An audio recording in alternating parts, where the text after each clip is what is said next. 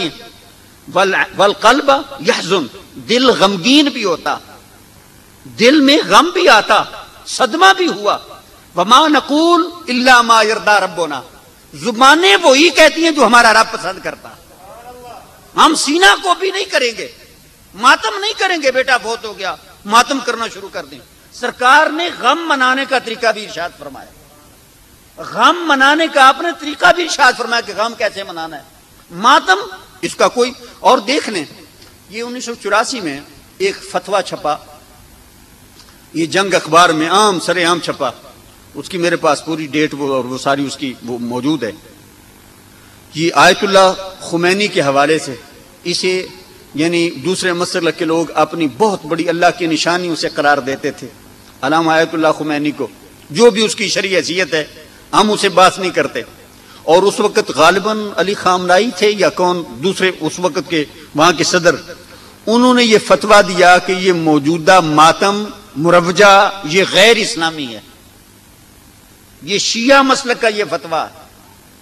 اور اس سلسلے میں جلاء العیون شیعہ مسلک کی کتاب ہے، اس میں یہ ہے کہ سب سے پہلے سر حسین رضی اللہ تعالیٰ عنہ پر یہ ماتم کا آغاز یزید پلید کے گھر سے شروع ہوا تھا. یہ اسلامی طریقہ کار نہیں. اگر ان سے اظہار محبت کرنا ہے تو ان کے مشن کو اپناؤ، ان کی سیرت کو اپناؤ، ان کے مقاصد کیا تھے انہیں اپنا حفظ جان بناؤ. وہ سید الشہداء رضی اللہ تعالیٰ عنہ بڑے دھڑلے سے کہا جاتا، اور میں ان روایات کو مانتا ہوں کہ انہوں نے نیزے کی نوک پر قرآن کریم کی تلاوت کی. اور آپ کی یہ کرامت ہے، آپ کی یہ کرامت ہے کہ جب آپ کا سر مبارک وہ نیزے پر اٹھا کر یہ شام کے بازاروں سے اٹھایا جا رہا تھا، کوئی آدمی کہیں یہ تلاوت کر رہا تھا، ام حسبت ان اصحاب الکہف والرقیم کانوا من آیاتنا عجبا. اپنے چبارے پر بیٹھا تھا، وہ قاری قرآن کی تلاوت کر رہا تھا. کیا تمہیں تعجب نہیں ہوا کہ اصحاب کہف اور اصحاب رقیم کا واقعہ یہ ہماری عجب آیات میں سے ہے کہ 309 سال بعد وہ 7 آدمی یا 9 آدمی پھر اٹھ کر کھڑے ہو گئے، زندہ ہو گئے. یہ بڑے تعجب کی بات ہے. پارہ 15 میں حضرت حسین رضی اللہ تعالیٰ کے سر اقدس سے آواز آئی کہ یہ آیا کریمہ پڑھنے والے. اس سے زیادہ تعجب کی بات یہ ہے کہ محمد رسول اللہ صلی اللہ علیہ وسلم کے گھر والوں کو ان کی امت نے شہید کر دیا. یہ آپ کی کرامت ہے. اور آپ کے اس سر اقدس کے قرآن کریم کی آیات سنی گئی اور اس کی بے شمار کرامات یہ بیان کی گئی. ارے بھائی، محبت حسین کا دعویٰ ہے لیکن قرآن نہیں پڑھتے ہو. یہ کیسی محبت ہے؟ محبت حسین ہو تو کم از کم زندگی میں ایک بار تو قرآن کریم پڑھو. ایک حرف پڑھو گے تو کتنی نیکیاں ملیں گی؟ 10 30 پڑھو گے تو 30. اگر یہ 22 لاکھ اس کے جو حروف ہیں اگر یہ پڑھو گے تو ان کے ساتھ تم ضرب دے لو 10 کے ساتھ، وہ کتنی اس کی نیکیاں بن جائیں گی. ارے بھائی، اتنی نیکیاں آپ سید الشہداء رضی اللہ تعالیٰ کو خراج عقیدت میں بطور ہدیہ کے آپ پیش کر سکتے ہیں. لیکن اگر آپ اس کی بجائے صرف سینہ کو بھی کرتے ہیں تو اس کا امام کو کیا فائدہ ہوگا؟ مقصد تو ہے انہیں راضی کرنا. کیا اس طرح آپ انہیں راضی کر سکیں گے؟ ان کے لیے قرآن کریم کی تلاوت کثرت سے کرو، ان کے لیے صدقہ و خیرات کرو، ان کے لیے نہریں جاری کرواؤ. ان کے لیے اس دور میں جس طرح کے مروج تھا، بخاری شریف میں حدیث پاک ہے، حضرت سعد رضی اللہ تعالیٰ کی والدہ محترمہ کا وصال ہو گیا تو انہوں نے پوچھا یا رسول اللہ میں ان کی طرف سے کوئی صدقہ کروں تو کیا انہیں فائدہ ہوگا؟ سرکار نے ارشاد فرمایا ہاں. تو انہوں نے ایک کنواں کھدوایا اور اپنی ماں کے لیے اسے وقف کر دیا، اور وہ مشہور تھا بیر ام سعد کا کنواں. اور اس سے اس دور کے سارے لوگ صحابہ پانی پیا کرتے تھے. میں ایک ذیل میں یہ مسئلہ بھی بیان کرتا جاؤں. آج کل یہ کہا جاتا ہے کہ جو چیز کسی اللہ تعالیٰ کے کسی بندے کی طرف منسوب ہو جائے وہ حرام ہو جاتی ہے. مثلا اگر کسی آدمی نے کہہ دیا یہ نیاز حسین کے چاول ہے، یہ نیاز حسین کا پانی ہے ایصال ثواب کے لیے، تو اسے کہتے ہیں یہ کھانا اب جائز نہیں رہا. لوگوں نے اس سلسلے میں فتوے بھی دیے کہ جائز نہیں رہا. ارے بھائی، اگر غیر اللہ کی طرف نسبت سے چیز حرام ہو جاتی ہے تو مدینہ طیبہ کا وہ کنواں کیا پاک تھا یا پلید تھا جس سے صحابہ بھی پانی پیا کرتے تھے؟ اس سے چیز حرام نہیں ہوتی. حرام تب ہوتی ہے جب آپ کسی بت کے نام پر غیر اللہ کے لیے آپ کوئی چیز کسی کو دیتے ہیں. اگر چیز حلال ہو اور اسے اللہ تعالیٰ کے لیے صدقہ و خیرات کرے اور ان نیکیوں کو آپ بطور ثواب کے ہدیے کے کسی دوسرے کو دینے کی نیت کریں تو یہ عین دین ہے۔ سرکار دو عالم صلی اللہ علیہ وسلم امت کی طرف سے قربانی کرتے رہے، ہر بندہ جانتا کیا یہ دوسرے کی طرف سے اشارے ثواب کرنا منع؟ اگر منع ہے تو سرکار نے کیوں کی؟ ارے بھائی یہ تو دین ہے، صدقات و خیرات کریں، اس سے امام علی مقام رضی اللہ تعالیٰ عنہ راضی ہوں گے، ان کی طرف سے قرآن پڑھیں، اس سے سرکار راضی ہوں گے۔ اور یہ موجودہ دور میں تابوت وغیرہ نکالے جاتے ہیں اور اس میں گھوڑا وغیرہ بھی نکالا جاتا۔ گھوڑا نکالنا، ہر وہ چیز جو اہل بیت کرام علیہم الرضوان سے منسوب ہو اس کا احترام کرنا یہ لازم ہے، اور نبی اکرم صلی اللہ تعالی علیہ وسلم کی سے منسوب چیز کا احترام امت پر واجب ہے۔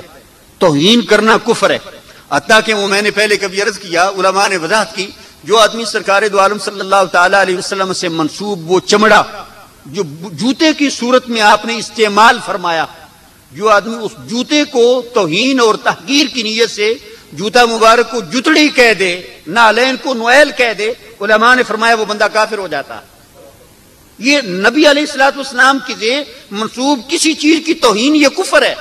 سرکار دو عالم صلی اللہ تعالی علیہ وسلم کے گھوڑے تھے، آپ کے اونٹ بھی تھے، اور سرکار کے وصال کے بعد وہ اس دنیا میں ظاہری طور پر وہ جیتے رہے۔ کیا صحابہ کرام علیہم الرضوان نے ان سے کوئی اس قسم کی خرافات کی؟ انہیں چوما، ان کا جوتا کھایا، ان کے نیچے سے گزرتے رہے؟ حالانکہ صحابہ کرام علیہم الرضوان وہ ہیں، بخاری شریف میں آتا ہے کہ سرکار دو عالم صلی اللہ علیہ وسلم اگر تھوک پھینکتے تھے تو سرکار کے صحابہ نیچے ہاتھ کر لیتے تھے، آپ کا بال مبارک زمین پر نہیں گرنے دیتے تھے۔ مسعود ثقفی بیان فرماتے ہیں، بخاری شریف میں یہ روایت موجود ہے کہ وہ جب اہل مکہ نے پوچھا نا حدیبیہ کا منظر، مسعود ثقفی بتاؤ تو نے ادھر کیا دیکھا؟ تو کہنے لگا آج تک میں نے کسی بندے کو اتنی تعظیم اپنے بادشاہ کی کرتے ہوئے نہیں دیکھا جتنی محمد کے تعظیم اس کے صحاب کرتے ہیں۔ کہتے ہیں میں نے دیکھا اگر وہ تھوک پھینکتا ہے تو ان کے صحاب اسے زمین پر نہیں گرنے دیتے، وضو کرتا ہے تو وضو کا مستعمل پانی اپنے ہاتھوں پر لے کر اپنے چہروں پر اور اپنے بدن پر مل لیتے ہیں، اور اگر وہ اس کے بال ہوتے ہیں تو وہ زمین پر نہیں گرنے دیتے۔ ارے بھائی کیا حضور علیہ الصلوۃ والسلام سے منسوب چیزوں کا وہ لوگ احترام نہیں جانتے تھے؟ لیکن ایسی کوئی چیز منقول نہیں۔ اور یہ تو گھوڑے بھی ہمارے دور کے گھوڑے ہیں، وہ گھوڑے بھی نہیں ہیں جو سرکار نے استعمال فرمائے۔ لہذا اس سلسلے میں سرکار حضرت اہل بیت کرام اسی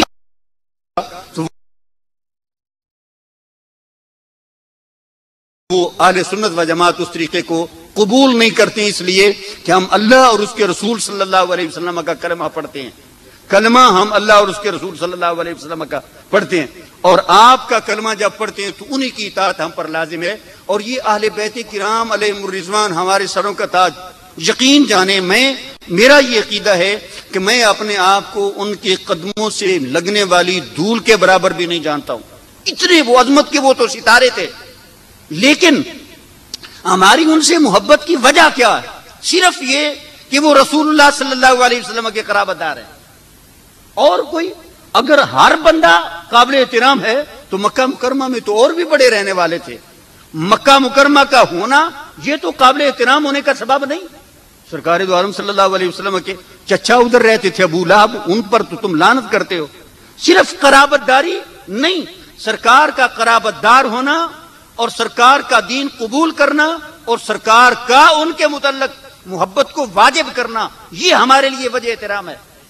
اور ترمذی شریف میں حدیث پاک ہے، نبی اکرم صلی اللہ تعالی علیہ وسلم نے تعلیم کی انتہا فرما دی، فرمایا میری امت احب اللہ لما یغزوکم بہ، اے میری امت تم خدا تعالی سے محبت کرنا اس لیے کہ اللہ تعالیٰ تمہارا خالق ہے، تمہارا مالک ہے، تمہیں نعمتیں دیتا ہے، تمہاری بقا کا سامان پیدا فرماتا ہے، ضروریات اس نے تمہارے لیے مہیا فرمائی، اس لیے تمہاری محبت کا وہ اصل میں حقدار ہے۔ پھر فرمایا وَحِبُّونِي لِحُبِّ اللَّهِ، مجھ رسول اللہ سے محبت کرنا اس لیے کہ میں تمہارے اللہ کا رسول ہوں۔ سرکار نے تو اپنی جہت بھی متعین فرما دی، وہ میری امت مجھ سے محبت رکھنا لیکن اس وجہ سے کہ میں اللہ کا رسول ہوں. آگے سرکار نے اس سے اگلا جملہ بھی ارشاد فرمایا جو میرے اور آپ کے لیے بہت بڑی ہدایت کا سامان ہے. آپ نے ارشاد فرمایا وَحِبُّوا أَهْلَ بَيْتِي لِحُبِّي، اور میرے اہل بیت سے بھی محبت کرنا اس لیے کہ وہ میرے اہل بیت ہیں. میرے تعلق کی بنا پر، میری قرابت کی بنا پر میرے اہل بیت سے محبت کرنا، یہ سرکار نے یہ خود واجب فرمایا. اب جب یہ ساری چیزیں متعین ہو گئیں تو محبت کا انداز بھی وہی ہوگا جو نبی اکرم صلی اللہ تعالی علیہ وسلم نے تعلیم فرمایا. کیا یہ محبت ہے کہ بندہ محبت تو کرے لیکن ان کے جب دین کو یا ان کے مشن کو جب اپنانے کی باری آتی ہے کہتے ہیں محبت تو بڑی ہے لیکن یہ میں تمہارے سیرت کو نہیں اپنا سکتا، محبت بڑی ہے لیکن تم جیسی نماز نہیں پڑھ سکتا. دین کی خلاف ورزی ہے اور محبت کے دعوے. یہ تو خالی خولی خود ہم اپنے دعوے میں جھوٹے ہو جائیں گے. ارے بھائی محبت، المحب لمن یحب یطیع، یہ عربی کا محاورہ ہے. محب اپنے محبوب کی اطاعت کرتا، اگر اطاعت نہیں تو سمجھ لو کہ وہ نفس کی پیروی کر رہا ہے، اپنے محبوب کی محبت نہیں کر رہا. اگر اپنے محبوب سے محبت کرتا ہے تو پھر اسے محبوب کی بات ماننی چاہیے. حضرت امام علی مقام رضی اللہ تعالیٰ نے نمازیں پڑھی، کربلا میں ان کی کوئی نماز قضا ہوئی ہو، کوئی بندہ بتا دے، کسی مسلک کا بندہ جو ان سے معاذ اللہ بغض بھی رکھتے ہیں، ہمارا انہیں بھی چیلنج ہے، ثابت کرو حضرت سید الشہداء امام علی مقام رضی اللہ عنہ کی کربلا میں کوئی نماز قضا ہوئی ہو. بلکہ اکثر روایات ہیں کہ آپ نے سر سجدے میں رکھا اور آپ کو شہادت عطا فرمائی گئی. تو کیا وہ بندہ جس نے ساری زندگی نماز نہیں چھوڑی اور آج ان کی محبت کا دم بھرنے والا بندہ ساری زندگی نماز نہ پڑھے اور صرف یہی کہے کہ میں ان سے محبت کرتا ہوں، کیا اس کے لیے یہ محبت کفایت کر جائے گی؟ یہ بالکل ہمارے خالی خولی دعوے ہیں اور ہمارے اپنے یہ فاسد قسم کے مذمومات اور نظریات ہیں. ارے بھائی شاید یہ محبتیں ہمیں کام نہ آئیں. اہل بیت کرام علیہم الرضوان کے ساتھ یقین جانے یہ حضرت عبداللہ بن مسعود رضی اللہ تعالیٰ عنہ کا فرمان یہ پڑھ کے میں بڑا حیران ہوا کہ صحابہ کرام کو کتنی ان سے محبت تھی، کتنی عقیدت تھی. اب حضرت عبداللہ بن مسعود رضی اللہ تعالیٰ عنہ حضور علیہ الصلوۃ والسلام کے صحابی ہیں اور عام سا بندہ بھی نہیں. حضور علیہ الصلوۃ والسلام کی خدمت گزاری کا اسے شرف حاصل ہوا، سابقین اولین میں سے ہے جن کے متعلق رب تعالیٰ نے قرآن کریم نے ارشاد فرمایا اللہ تعالیٰ ان سے راضی ہے. ان لوگوں میں یہ حضرت عبداللہ بن مسعود شامل ہے. بلکہ اس صحابی کو یہ اعزاز حاصل ہے کہ نبی اکرم صلی اللہ تعالی علیہ وسلم نے حضرت عبداللہ بن مسعود رضی اللہ تعالیٰ عنہ کو اپنے زمانے میں صحابہ کا استاد مقرر فرمایا تھا. یہ حضرت عبداللہ بن مسعود رضی اللہ تعالیٰ عنہ ارشاد فرماتے ہیں حب اہل بیت محمد خیر من عبادت السنہ، اہل بیت رسول صلی اللہ علیہ وسلم سے محبت کرنا یہ ایک سال کی عبادت سے بہتر ہے. یہ صحابہ کرام کی محبت ہے، یہ ان کا آپس میں تعلق ہے کہ اہل بیت کرام علیہم الرضوان ان سے اظہار محبت کرتے ہیں، ان سے اظہار عقیدت کرتے ہیں. یہ اظہار عقیدت کرنا یہ صحابہ کرام علیہم الرضوان کا یہ طرہ امتیاز ہے. اور آج اگر کوئی آدمی یہ کہتا ہے کہ وہ تو آپس میں معاذ اللہ وہ مخالف تھے، ایک دوسرے سے عداوت رکھتے تھے، تو وہ آدمی در حقیقت قرآن کریم کی تعلیمات سے نابلد ہے.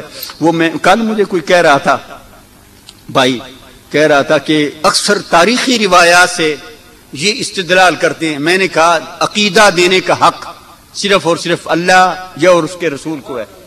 عقیدہ لینا ہے تو پہلے مسئلہ قرآن سے پوچھو، عقیدہ لینا ہے تو حدیث سے پوچھو.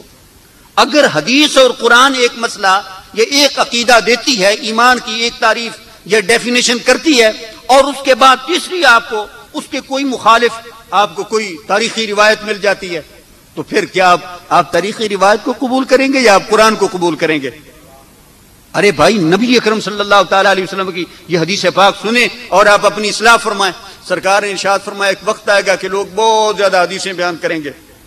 جو بھی کوئی آدمی میری حدیث بیان کرے اسے سب سے پہلے سرکار نے فرمایا اللہ کے قرآن پر پیش کرنا، کتاب اللہ پر پیش کرنا. اگر وہ قرآن کریم کی خلاف ہوئی تو سمجھ لینا کہ وہ میں نے نہیں فرمایا. میرا فرمان قرآن کے خلاف ہو ہی نہیں سکتا، اور یہ معیار آپ نے عطا فرما دیا. میرے بھائی اگر رسول اللہ صلی اللہ علیہ وسلم کی حدیثیں قبول کرنے کے لیے ہمارے پاس معیار قرآن ہے، تو پھر تاریخ کی کیا حیثیت رہ جاتی ہے؟ ہم سب سے پہلے عقیدہ قرآن سے لیں گے۔ قرآن نے فرمایا رحماء بینہم، سارے صحابہ ایک دوسرے کے ساتھ رحم دل تھے اور مہربان تھے۔ عقیدہ قرآن نے دے دیا۔ تاریخ کہتی ہے لڑتے جھگڑتے تھے، ہم تاریخ کو ردی کی ٹوکری میں پھینک دیں گے۔ ہمارا عقیدہ یہ قرآن نے دیا، آپس میں مہربان تھے اور رحم دل تھے، بات ختم ہو گئی۔ لڑائی یہ بات کی پیداوار ہے، اور یہ تاریخی روایات سے یہ چیزیں ثابت ہوتی ہیں۔ حضرت سید الشہداء امام علی مقام رضی اللہ تعالیٰ عنہ نے جو مشن ہمارے سامنے پیش کیا، اس کے متعلق چند ایک کلمات کہہ کے اپنی گفتگو کو ختم کرتا ہوں۔ دیکھیں اتنا بڑا مارکا ہوا، 72 آدمی اس جنگ میں شہید کر دیے گئے اہل بیت کرام علیہم الرضوان کے، اور انہیں یہ بھی معلوم ہے کہ ہم ادھر لڑنے کے لیے نہیں آئے۔ اہل بیت کرام علیہم الرضوان اور ان کے ہیڈ جناب سید الشہداء امام علی مقام رضی اللہ عنہ کو یہ علم ہے کہ ہم ادھر لڑنے کے لیے نہیں آئے۔ اگر لڑنے کے لیے آتے تو فوج لے کر آتے، اسلحہ لے کر آتے، وہ اپنے بچے اور بیویاں ساتھ نہ لاتے، چھوٹے چھوٹے بچے۔ یہ لڑنے کے لیے تو نہیں لائے جاتے نا۔ میدان جنگ میں جانا ہو تو 7 شاہ سوار ہوتے ہیں، گھوڑوں کی ایک جماعت ہوتی ہے، اونٹ ہوتی ہیں، اسلحہ ہوتا ہے، ساز و سامان ہوتا، زاد راہ ہوتا۔ ان میں سے تو کچھ بھی نہیں، لڑنے کی نیت سے نہیں آئے تھے۔ تو اب ہماری طرح جس طرح کہ ہم آج کل کمپرومائز کر لیتے ہیں، ہر مسلک کے ساتھ ہمارا جھکاؤ ہو جاتا، کہتے ہیں چلو یار وقت نکالو۔ اگر وقت نکال لیتے تو بات ختم ہو جاتی، سب کچھ بچ جاتا، لڑائی نہ ہوتی، بلکہ انہیں الٹے عہدے پیش کیے جاتے، نذرانے دیے جاتے، تنخواہیں لگ جاتی، وظیفے لگ جاتے، سب کچھ ہو سکتا تھا۔ لیکن کیا وجہ تھی کہ امام علی مقام رضی اللہ تعالی انہوں نے آج اس موقع پر کوئی کمپرومائز نہیں کیا؟ آپ اس وقت آپ کا خطبہ موجود ہے، آپ نے ارشاد فرمایا میں اپنا یہ ہاتھ کسی اللہ اور اس کے رسول کے نافرمان کے ہاتھ میں بیعت کی صورت میں نہیں دے سکتا۔ اس دور میں کیا ہوتا تھا، میں نے تو بڑی صراحت کے ساتھ یزید کے کردار کے متعلق پہلے کبھی روشنی ڈالی ہے کہ وہ یزید شراب کو جائز قرار دیتا تھا، مہار میں ابدیہ کے ساتھ نکاح کو جائز قرار دیتا تھا، کھلے عام کتاب اللہ کی پر جاتی ہوتی تھی۔ اور یہی وہ کردار ہمارے سامنے امام علی مقام رضی اللہ تعالیٰ نے پیش کیا، اے میرے نانا جان کی امت، تمہارے سامنے ایسے زمانے آئیں گے، ایسے دور آئیں گے جس میں وقت کے یزید قرآن و حدیث کی خلاف ورزیاں کریں گے، جس طرح کے موجودہ دور میں ہوا، اور ہم سب کے آنکھوں کے سامنے۔ لیکن ہم سب ہاتھ پہ ہاتھ دھرے، ہم وہ خوبصورت روشن دن کا ہم انتظار کر رہے ہیں، کوئی آسمانوں سے کوئی غیبی مدد آئے، ابابیل آئیں جو ان لوگوں کو آ کر ہلاک کر دیں، ہمارا اس میں شاید کوئی حصہ نہیں۔ ارے بھائی، رب تعالیٰ اس طرح بھی اپنے دین کی مدد کرنے پر قادر ہے، لیکن رب تعالیٰ نے میری اور آپ کی یہ ڈیوٹی لگائی، جو آدمی زبان سے کہہ سکتا ہے اسے زبان سے اس کے خلاف احتجاج یا اظہار کرنا چاہیے، جو آدمی ہاتھ سے کر سکتا ہے اسے ہاتھ سے کرنا چاہیے، جو آدمی اپنے ووٹ کو نہ دے کر سکتا ہے اسے وہ کرنا چاہیے۔ جس درجے پہ ہے، چھوٹے چھوٹے دنیاوی مفادات کی خاطر آپ اگر ان لوگوں کو سلیکٹ کرتے ہیں اور پھر اسمبلیوں میں جا کر یہی لوگ آپ کے دین کی دھجیاں اڑاتے ہیں، تو سمجھ لو کہ تم بھی اس اللہ کی نافرمانی میں برابر کے شریک ہو۔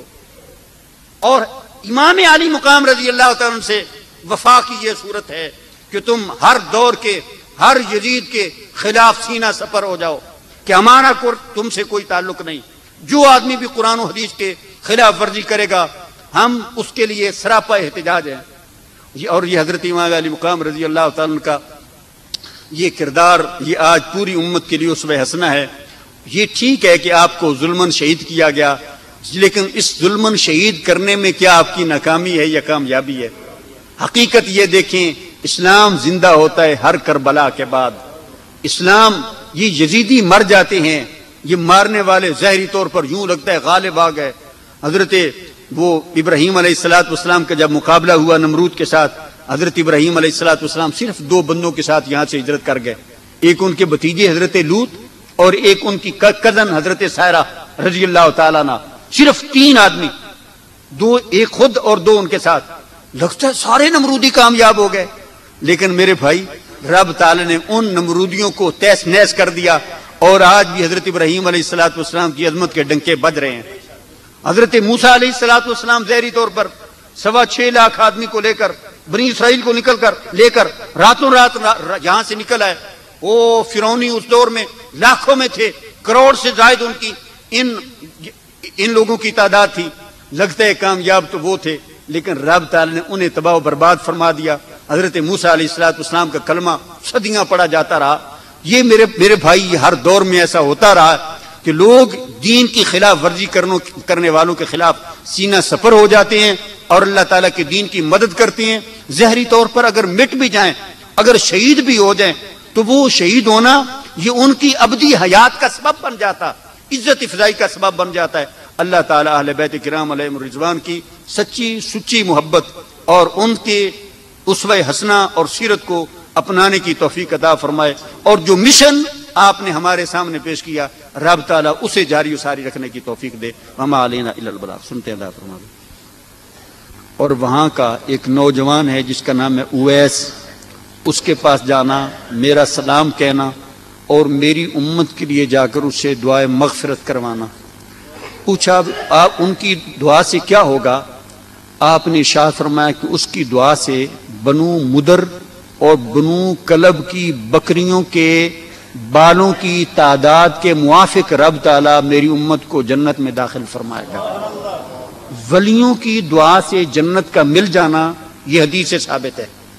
اب یہ جو دروازہ ہے، اس سے آپ کہیں گے کہ بڑے بڑے شرابی لوگ گزرتے ہیں، زانی لوگ گزرتے ہیں، میں یہ مانتا ہوں ممکن ہے کہ رب تعالیٰ اس دروازے سے گزرنے والے کو موت سے پہلے سچی توبہ کی توفیق عطا فرما دے، یا توبہ کی توفیق نہیں بھی ہوئی، اس کا خاتمہ ایمان پر ہو جائے اور وہ اپنے کرتوتوں کی یا اعمال کی سزا جہنم میں بھگت کر آخر کار جنت میں چلا جائے۔ اور یہ رب تعالی نے اس دروازے کی وجہ سے ان بزرگوں کو یہ شرف اور شان عطا فرمانا ہو، یہ خلاف دین نہیں ہے۔ لہذا اس سلسلے میں کوئی ہم اپنے کمنٹس نہیں دے سکتے، خلاف دین بھی نہیں کہہ سکتے ہیں، اور حدیث پاک سے اس انڈائریکٹ اس کا ثبوت مل جاتا ہے۔ جس آدمی کو یہ سعادت ملے اسے حاصل کر لینی چاہیے، جس کو حالات اجازت دیتے ہیں وہ جائے، جس کو نہیں اجازت دیتے ہیں وہ بھی۔ اور پھر اس سلسلے میں یہ بھی آج کل پروپیگنڈا آتا ہے نا، دیکھو جی ادھر جاتے ہیں کہ لوگ ادھر دکم پیل ہوتی ہے، لوگوں کی وہاں پر ڈیتھ ہو جاتی ہے، بے ہنگم سا نظام ہے، کوئی سسٹم نہیں ہے۔